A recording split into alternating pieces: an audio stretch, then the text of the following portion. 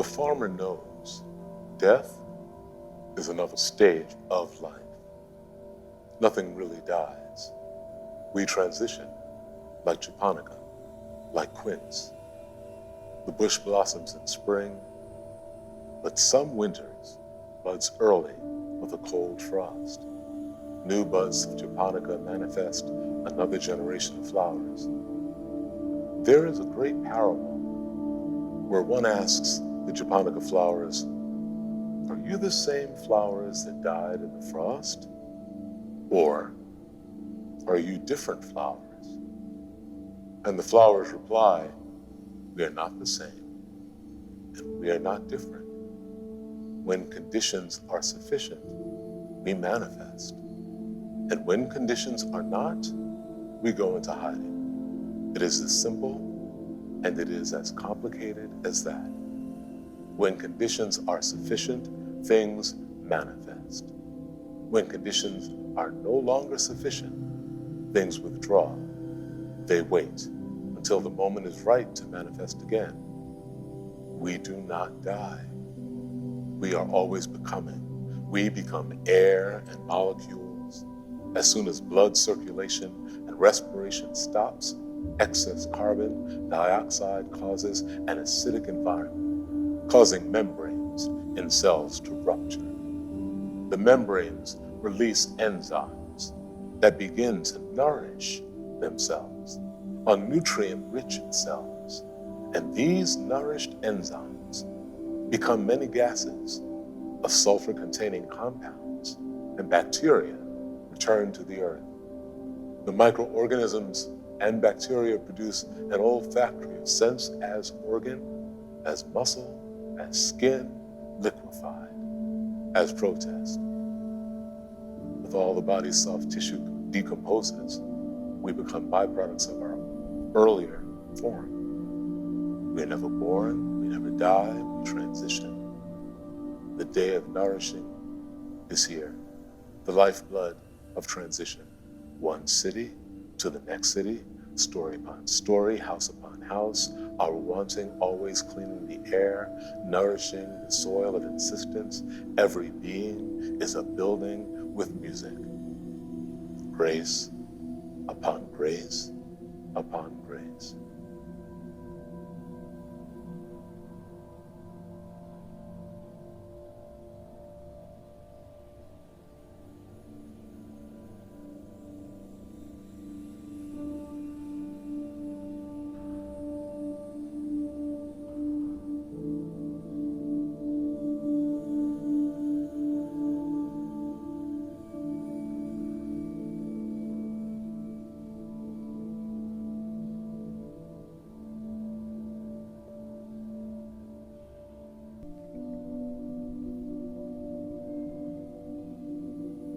And now both hands baptized in blood, the sharecropper's son, the boy from Boonville.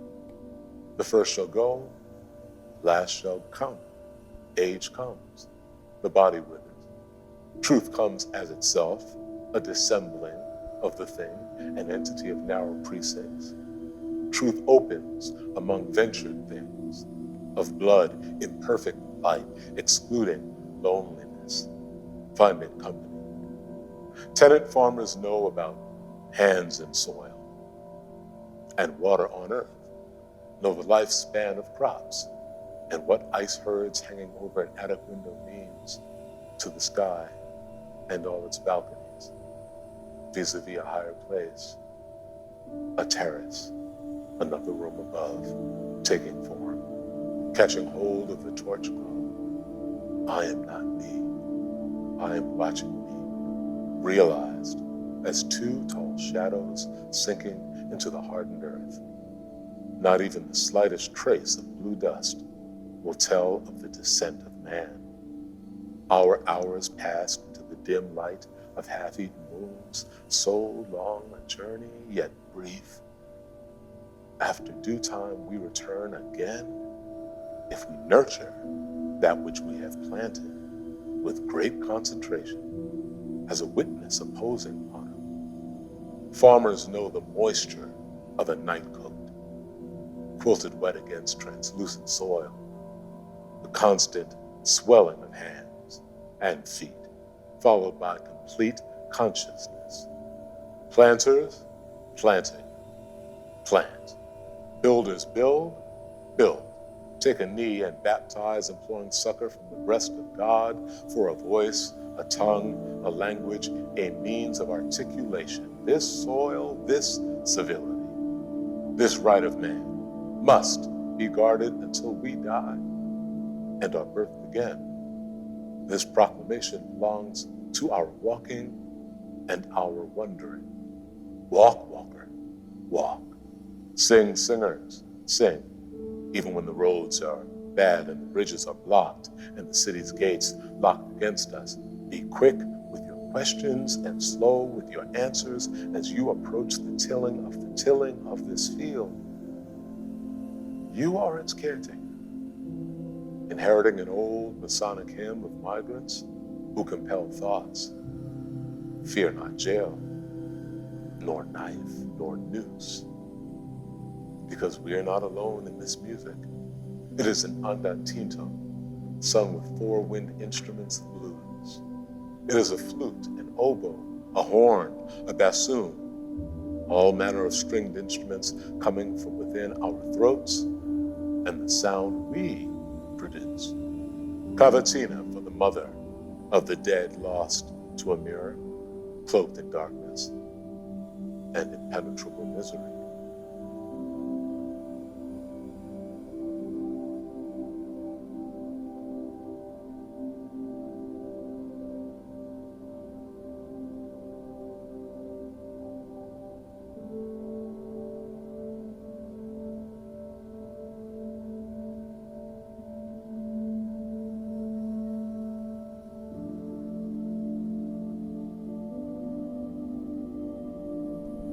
This is the nature of baptism. A thank you of water in coming and with company, with the web of reason entangled to it. Nothing can be wasted.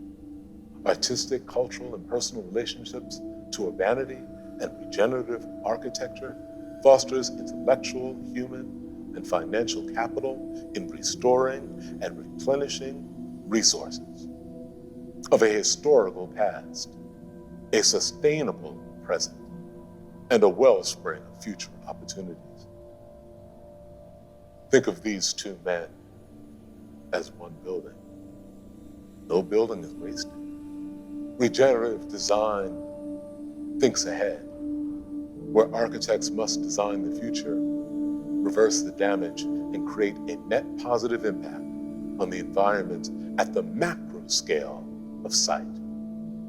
Let the storm water run off the roof of your house and make your house stand beneath the ceiling of our responsibility, a place for permanent dreamers, a crop field for tenant farmers, tenants of their own land and winds. Remember them well, because they are over and over and never die. Almost clear now. Storm winds resolving its fury. Sheer stocking of light coming through the floodgates. 2 strokes of copper arching over day spring. Almost clear now. Keep on, keep on. Clouds braiding over the moss basin, shaking the valley, glistening its illusions. Everything washed clean. Soon, even the soot-stained air. Keep on, keep on, keep on.